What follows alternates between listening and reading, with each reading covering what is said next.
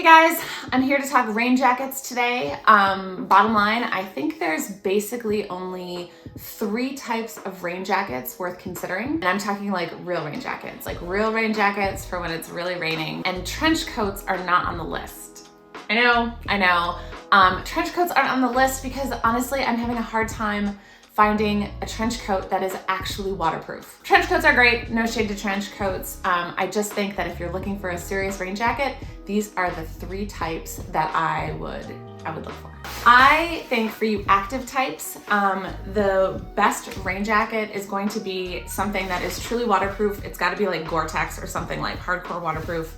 And I want it to be super lightweight, and I want it to be sort of like scrunchable and packable, so you can like stick it into a backpack while you're hiking. This is so loud. That's what a rain jacket is, man. It's so loud. I like my active rain jackets to be, I'm gonna go with something that's like just cute enough. I think it's totally fine if they look sporty. They're meant to be used in a sporty way. And so yeah, I don't worry too much about style when it comes to like my active rain jacket, but I want it to be completely waterproof, completely windproof, and I like it to have features like pit zips and things like that, so you can easily, offload some heat if you're hiking. My favorite right now is from Arc'teryx. They cost a freaking fortune, I know that, but I like how the cut is kind of nice and high, so they don't restrict any movement at all. These are completely waterproof, like indestructible, completely windproof. And yeah, I wear this thing hiking. I've worn it on the beach. It's great. It's like cute enough for every day, but like it's really a hardworking piece. So rain jacket number 1 for active mamas.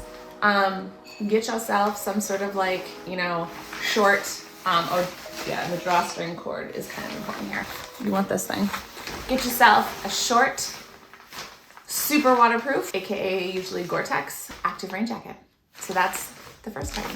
Rain jacket number 2 is, it's basically a parka rain jacket. This honestly is the style of rain jacket where if you only want to get one, this is the one to get. It's much more practical than the hip length jackets. I like the short ones for active endeavors because there's no restriction of movement in my legs. But if I'm just walking around the city or something, this is almost always the jacket I go for. It comes long enough so your butt's not getting soaked, even your jeans aren't getting soaked in a downpour. You want a giant hood. And these parka jackets are like just chic enough. It's like they can take the place of that like really cool trench that is almost never actually waterproof. And these are actually waterproof. The one I happen to have is by Barbour. They make a ton of these. And yeah, like they're just cute enough. The hood is, like I said, nice and big. And yeah, there's no rain getting in here. I've worn this outside, walking around the city in downpours for a really long time, and it never soaks through. Like, this is good stuff. The only choice I think you have when looking for like a good parka raincoat is to sort of figure out what weight you want. This is kind of a heavier weight raincoat. It's comfortable, it doesn't feel like super rubbery like some really waterproof raincoats are, but it is fully windproof, and it does feel like a little bit more substantial. Contrast that with the North Face's City Rain Parka. This is some of the newer, I think, woven technology, and it is also waterproof, but it is like so lightweight. It is completely packable. It's not technically a packable raincoat, but it scrunches down into nothing. This one feels like wearing nothing. That's the advantage of the North Face City Rain Jacket. It comes in a bunch of cute colors too. It's a little more affordable than Barbour, and it's way easier to pack. I have also worn this out, walk around the city in downpours, and I'm pretty sure it is completely waterproof.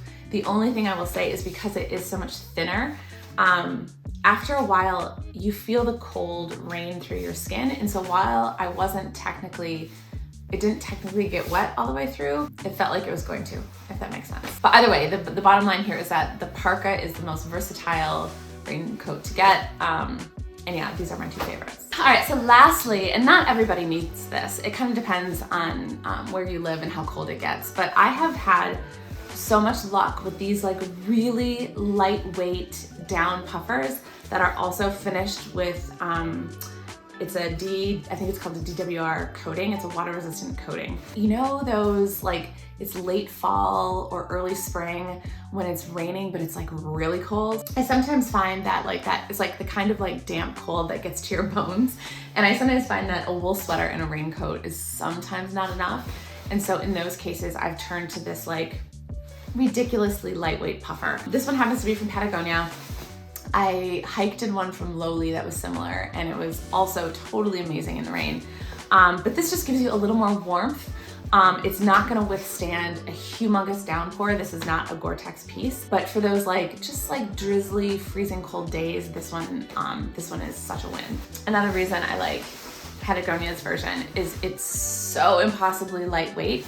It literally feels like you're wearing like a light cardigan or something. It is like the most comfortable jacket I've ever worn. Those are my 3. That's it. So yeah, a short technical jacket for hiking, a parka for like, you want it to be like down almost to your knees for walking around the city, and then a super lightweight down jacket with like a water resistant coating for like the really cold days. So yeah, thanks for watching, guys. Hope this was helpful. Like and subscribe below and leave us a comment to let me know if there's anything else you'd like to see. Thanks.